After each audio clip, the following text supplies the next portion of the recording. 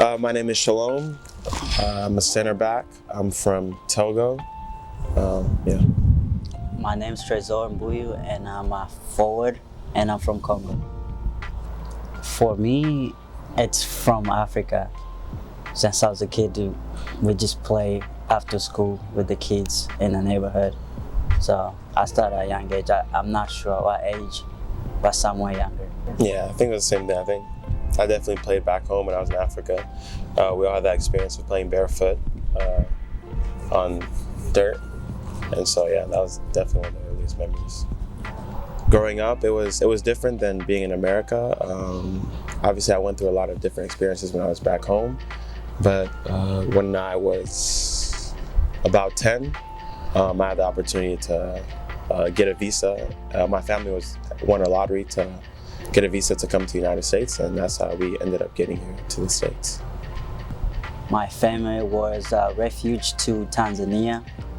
So from there, we were in a refugee camp for 5 years. And from there, we got a visa to come to the States. Yeah, coming to the United States was very different. When I remember coming here, I didn't know any English, so it was very hard to transition to get to know people. Yeah, it was just very difficult, but going through classes and having the right people around me, I was able to learn the language, able to adapt and get used to the culture. For me, it was harder transition because I'm really quiet, and for me to learn the language, it had to be through like the friends that I play soccer with. That's how it was. It was easier way to deal about when it came to in school. It was really hard.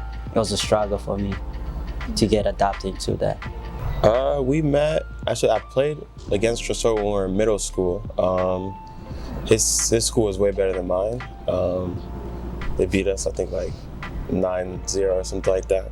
But when we were in high school, we both played for this ministry called 1-7, and that's where we first met and connected through the ministry. 1-7 is a ministry that has three components. I think they have an apartment complex that they use to house refugees and immigrants that have just come into the States and they need help.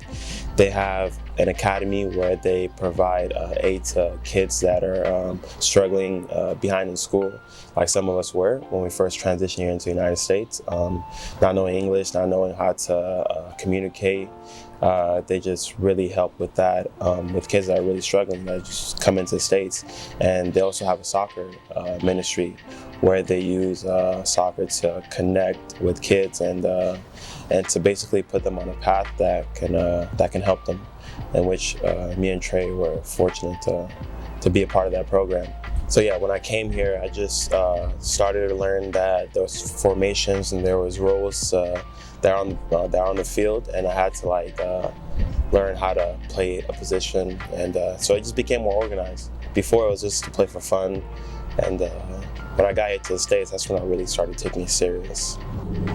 I did so. Playing where we played for 1-7, it was a team built off of just immigrants and refugees, and so as we were playing, we noticed that we were a bit different than other teams.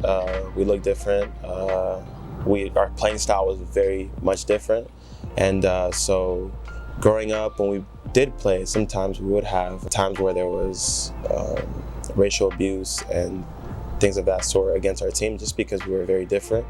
It was just a lot of Hispanics and a lot of Africans, and so we did face a lot of adversities playing. I remember a couple times in high school soccer, other teams from other schools, they'll call us names, and we'll get there, but by the end of the day, we have to play through it, even though they might say stuff.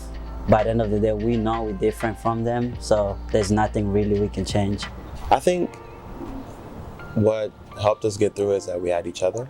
I didn't think we really looked up to anybody that was famous or anything like that. I just think that we all had different cultures and different backgrounds, but we found ourselves in one place, and we played the same sport.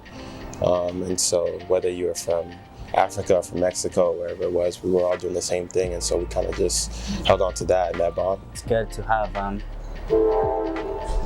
someone from the ministry that's been through, and we are able to give back what we can, if it's our time, or just go there and spend time with the kids and just being there for them. I think one of the biggest things that I wish I had when I was young was someone that had been through the same, or that went through the same thing I did, and that I could relate to, and that I've seen that has excelled. And so just to see that, it gives hope and it gives faith to a lot of kids.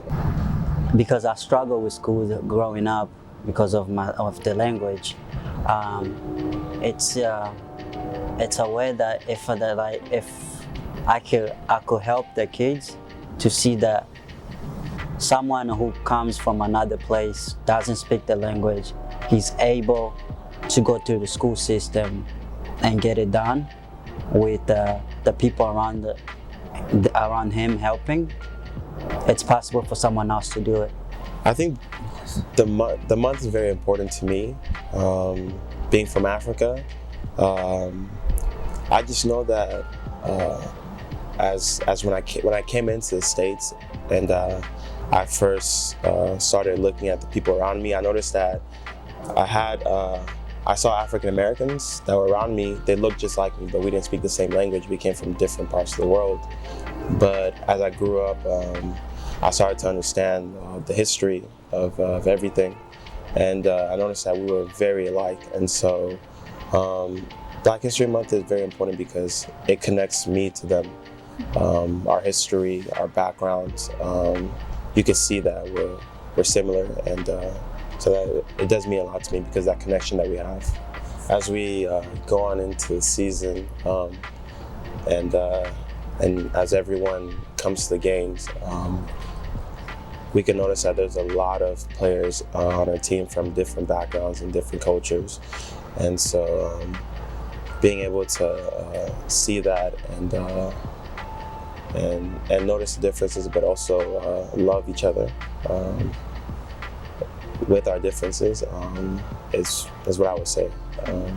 Because we are all different, but just because we're different doesn't mean we can't love each other.